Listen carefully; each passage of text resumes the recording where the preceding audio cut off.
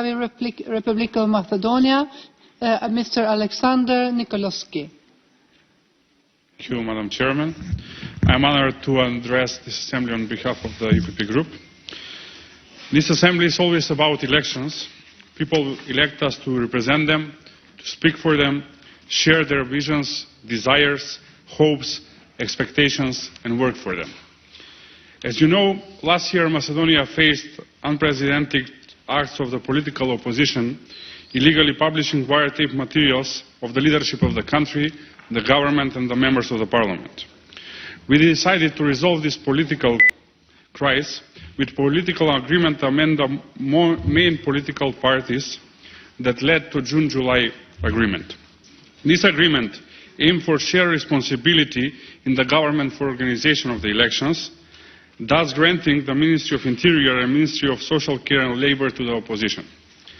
Final stage of this agreement are the early elections on 24th of April this year. But now we face one unprecedented situation where the opposition Social Democrat Union is threatening to boycott the scheduled elections. I guess there is no second example in your countries and parliaments the opposition to run away from elections. In general, it is opposite. The opposition is always asking to have elections as soon as possible and not even thinking about boycotting them. I hope these European practices will be recognized by the Macedonian opposition as well. The elections are the most important part of each democracy. That is the day citizens choose their representatives. No party, organization or institution can obstruct this process.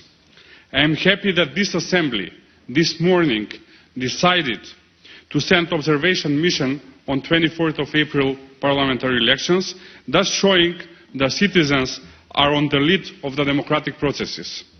I invite all of you here to observe the elections, to watch carefully, because it is duty to all stakeholders to do their best to have free, fair and democratic elections.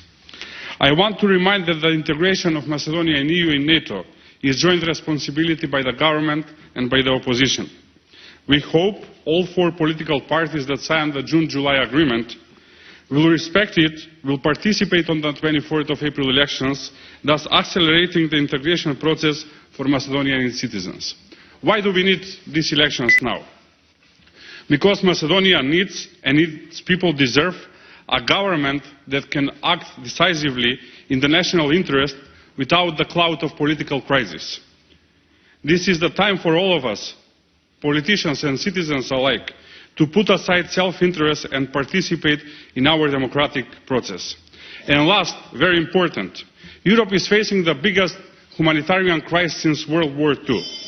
Macedonia is on the main gate where a majority of the refugees running away from war are crossing. We need stable government that can channelize this flow and give humanitarian approach to those who have set destinies. This is in Macedonia's, but as well in European and world interests.